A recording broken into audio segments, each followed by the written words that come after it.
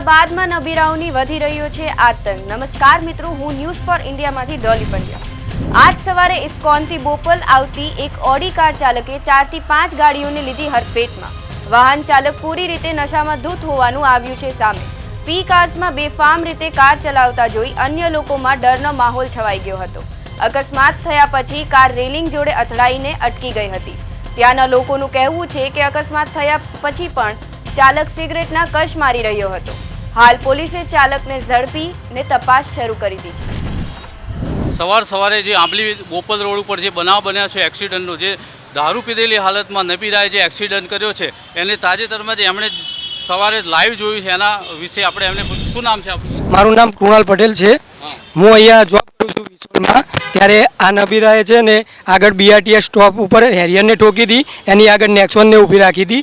તો આ ભાઈએ ફૂલ પીધેલી હાલતમાં હતો, એને ફૂલ ઓડીને સ્પોર્ટ્સ મોડમાં નાખીને હેરિયરને આખી એક લેનમાંથી બીજી લેનમાં શિફ્ટ કરી દીધી અને ત્યાંથી ખસેડતો નેક્સોનને ખસેડતો આટલા લાવીને મૂકી છે। અને અહીંયાથી ટુ વ્હીલરને બહુ એક્સિડન્ટ કરેલો છે, 2 વ્હીલર સાથે 3 કે 4।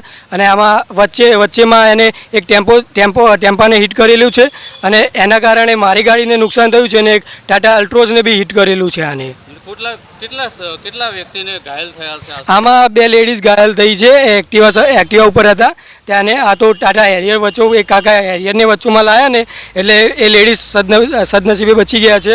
બાકી એ એક્સિડન્ટમાં એ લેડીઝને કંઈક અનહોની થઈ જાત, કારણ કે લેડીઝને સાઈડમાં જ હતા અને ભાઈ ફૂલ નશાની હાલતમાં હતો। બંને લેડીઝને ખાલી પગે થોડીક ઇન્જરી આવી છે, તો 108 લઈ ગઈ છે એમને।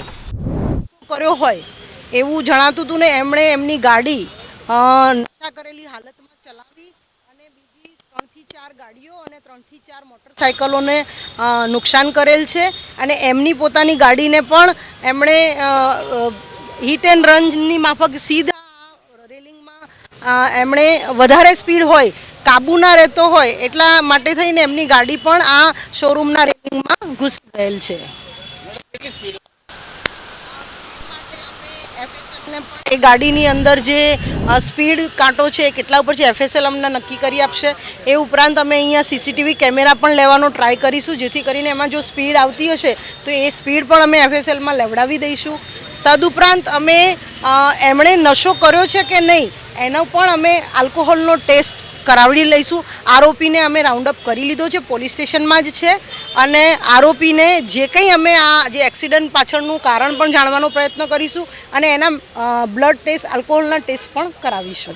અકસ્માત થયો તેમ છતાં 40 મિનિટ કંટ્રોલ રૂમમાં મેસેજ મળેલા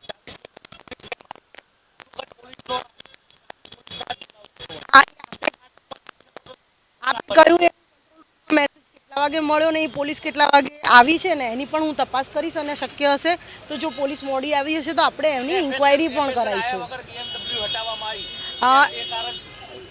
અહીંયા આગળ એના કારણે ગાડીને હટાવવામાં આવી છે અને અહીંયા જ્યાં ગાડી જે રીતે પડી છે એ રીતે અમે એફએસએલને એ દ્રશ્ય રીતે અહીંયા નિશાની કરી અને બતાવીશું। ચોક્કસ સ્પીડ કઈ રીતે નક્કી કરો? સ્પીડ તો એનો કાંટો પણ, ગાડી મોંઘી છે એનો કાંટો પણ બતાવશે, વત્તા એની અંદરની ચીપ હશે એની ટેકનિકલ પુરાવા પણ આપણે ગાડીની કંપની પાસેથી મેળવીશું। આમાં લગભગ